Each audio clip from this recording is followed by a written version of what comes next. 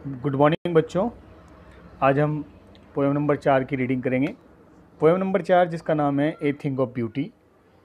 ये पोएम जो कंपोज्ड की है जॉन कीट्स ने की है। तो आज हम इस पोएम का विश्लेषण करेंगे और इस पोएम के बारे में सारी जानकारी प्राप्त करेंगे। सबसे पहले हम बात करते हैं about the poem. The poem A thing of beauty is composed bye John Keats. यानी जो कविता है ए थिंग ऑफ ब्यूटी, ये जॉन कीट्स ने कंपोज की है। मैंने आपको कई बार बताया हुआ है कि पोएम हमेशा जो पोएट करते हैं वो हमेशा कंपोज करते हैं, उसको रिटर्न नहीं करते हैं। इन दिस पोएम, इस कविता में, द पोएट टेल्स अस, कवि हमें बताता है दैट कि ए thing of beauty is Joy for ever. जो एक सुंदरता की वस्तु है वह हमेशा के लिए आनंद है। इट गिव अस पीस, यह हमें शांति प्रदान करती है। Sleep full of sweet dreams, ये हमें मधुर सपनों से भरी नींद प्रदान करती है।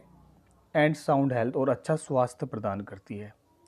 We have a lot of sufferings and pain in our life, हमारे जीवन में काफ़ी कष्ट और दुख हैं, दर्द हैं। A thing of beauty removes this sufferings and pain, जो सुंदर वस्तुएं होती हैं वे हमारे इन कष्टों को और इस दर्द को हटा देती हैं।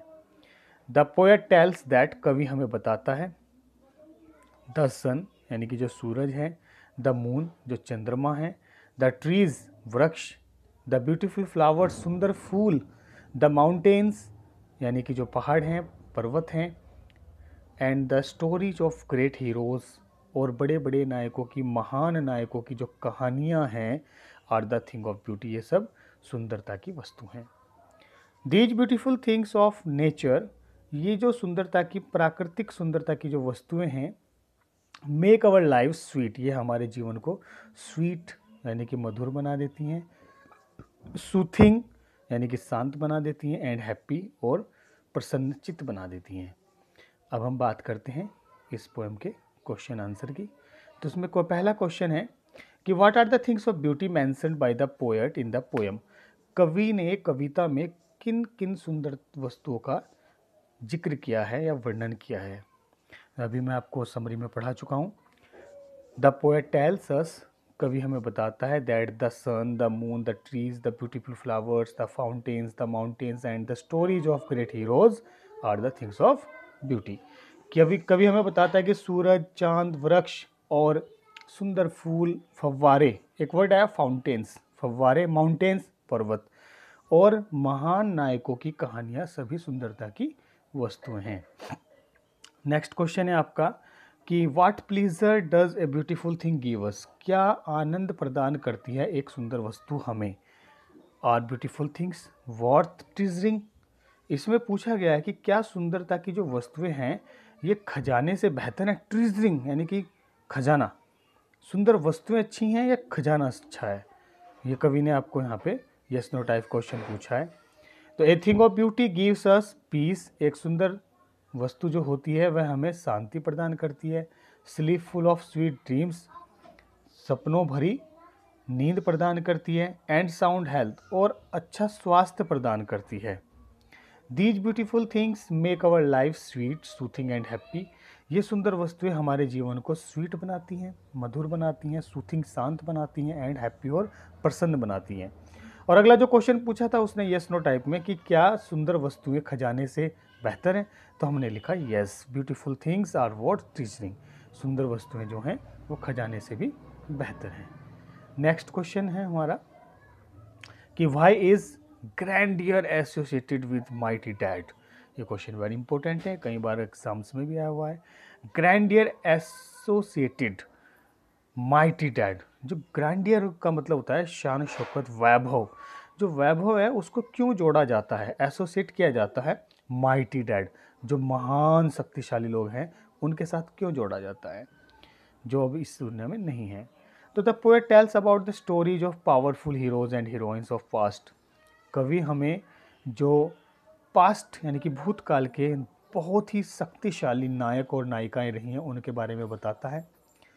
दियर वर्क्स मेड दैम माइटी, उनके काम ने उन्हें बहुत शक्तिशाली बनाया। एंड ग्रेट, और बहुत महान बनाया। दे आर डेड नाउ, वे अब डेड यानी कि अब वे नहीं हैं।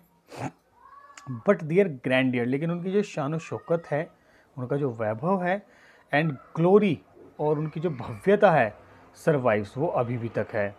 सो grandeur is associated with mighty dead, इसलिए जो वैभव है उसको आज भी उन शक्तिशाली लोगों के साथ जोड़ा जाता है।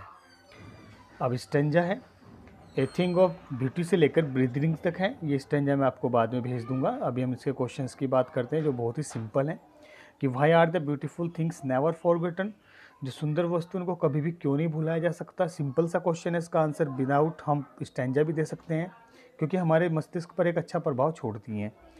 फिर what blessing do the beautiful things offer us, ये कह रहा है अगले क्वेश्चन में कि जो सुंदर वस्तुएं हैं वह हमें किस प्रकार का ब्लेसिंग यानी आशीर्वाद प्रदान करती हैं। और तीसरा क्वेश्चन है what is the meaning of always, stanza में ऑलवेज का मीनिंग क्या है। और name the poem and poet, और कवि और कविता का नाम बताइए। तो पहले क्वेश्चन का आंसर हमने देखो कितना अच्छा लिखा है कि beautiful things are never forgotten because, beautiful things जो है उनको कभी भी इसलिए नहीं भुलाया जा सकता क्योंकि they had left beautiful impression on our minds, वे हमारे मस्तिष्क पर एक बहुत अच्छी छाप छोड़ती हैं। जो हमारा नेक्स्ट क्वेश्चन था उसका आंसर है कि the beautiful things offer us, beautiful things जो है हमें वो ऑफर करती हैं पीस यानी कि शांति, स्लीपफुल ऑफ स्वीट ड्रीम्स, मधुर सपनों से भरी नींद, गुड हेल्थ, अच्छा स्वास्थ्य, एंड क्वाइट ब्रीदिंग, और अच्छे श्वास। ऑलवेज का मीनिंग जो पैराग्राफ में है, स्टेंजा में है, वो फॉर एवर है। और इस पोएम का नाम क्या है, ए थिंग ऑफ ब्यूटी, और इसका पोएट है जॉन कीट्स। आशा करता हूँ कि आपको ये पोएम बहुत अच्छी तरह से समझ में आ गई होगी। Thank you.